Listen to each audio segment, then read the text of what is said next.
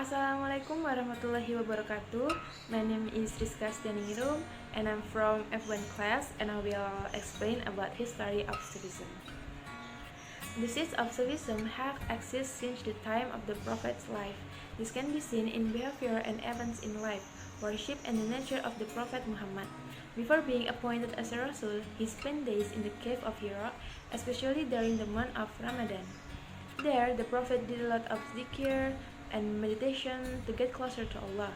Another source referred to by the Sufis is the life of Prophet's companions in connection with the firmness of faith, piety, asceticism, and noble character. After the period of the Prophet's companion phase, the Tabi'in period appeared around the 1st and 2nd centuries Hijriah.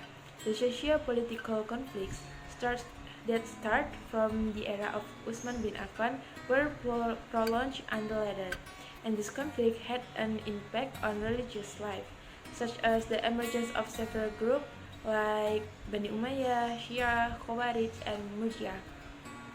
During the time of Bani Umayyah, there was a political conflict which caused division. Not only that, change in social conditions also occurred. This has a big impact on the growth of religious life in the Muslim community. When the Bani Umayyah came to power, luxury life began to present the people, especially among the court. Muawiyah bin Abi Sufyan as the caliph seemed to be further away from the traditions of the Prophet's life and closer to the tradition of the Roman king's life. In such situation, the pious people feel obliged to affirm the people to live zuhud, simple, pious, and not immersed in lust. From this change in social conditions, some people began to look back at the simplicity of the Prophet and his companions' life. They began to detach themselves from the luxurious life. Since then, the ascetic life has spread widely among the people. In this century, there were several Zahid figures. There was Hasan al-Basri, who taught the teachings of Khawf or fear and Roja or hope. And female Zahid emerged from Basra, Iraq, Rabi'ah al-Adawiyah. She broke up the teachings of love for God or Hub al-Ilah. In the 3rd and 4th centuries Hijriah, two figures appeared, Abu Yazid al-Bustami and Abu Mansur al-Hallaj. Abu Yazid came from Persia. He broke out the teaching of Fana, Liqa, Awadat al-Wujud. And meanwhile, Al-Hallaj present the theory of Hulul or incarnation of God, Nur Muhammad, and Wahdat al-Adyan. During this period, there was also an appeal movement by Syekh al-Junaid al-Baghdadi. His Sufism teachings were based on the Quran and Hadith strictly, and began to lay down the basics of Tariqah, how to learn the teach of Sufism, Shaykh, Murshids, students, and Murad. In other words, during this period, two conflicting schools emerged. The Sunni Sufism from Al-Junaid and the Semi-Falsafi Sufism from Abu Yazid and Al-Hallaj. The battle between two schools was won by Sunni Sufism schools, which was influenced by the victory of the school Ahli Sunnah wal Jamaah theology, pioneered by Abu Hasan al-Ash'ari in the 5th century Hijriah. He criticized the theory of Abu Yazid al-Hallaj as stated in their Shatahiyat, which he considered defeat from Islamic principle and creeds. In short, this period is the stabilization and return of Sufism to its original foundation, the Quran and the Hadith. The figures from this school include Al-Qushayri, Al-Harawi, and Al-Ghazali.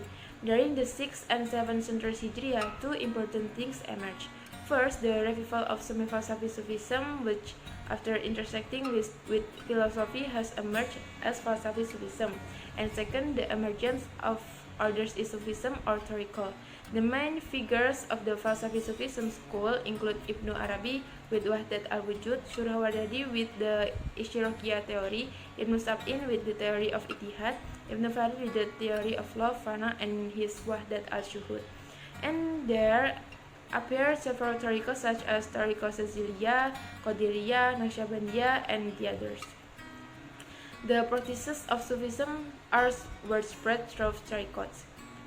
However, over time, abuse and scandals arose which ended in destroying the good image of Sufism itself. In short, according to A.G. Arber's view, there was There were heresy, khurafat, occultism, neglect of Sharia, moral laws, and insulting science. With this phenomenon, Ibn Taymiyyah emerged, who loudly attacked the teachings which he considered deviant. He wanted to return Sufism back to the source of Islamic teachings, the Quran and Al-Hadith. The things that Ibn Taymiyyah criticized include the teachings of Ittihad, Hulul, Wahdat al-Wujud, the cult of Wali, and others that he considered heretical, khurafat, and superstition. Then, broadly speaking, Ibn Taymiyyah's Sufism teaching is doing what the Prophet Muhammad taught, by living and teachings of Islam, without following certain tariqat schools and still engaging in school and in social activities as the general public. Okay, that's all from me. Thank you for your attention. Wassalamualaikum warahmatullahi wabarakatuh.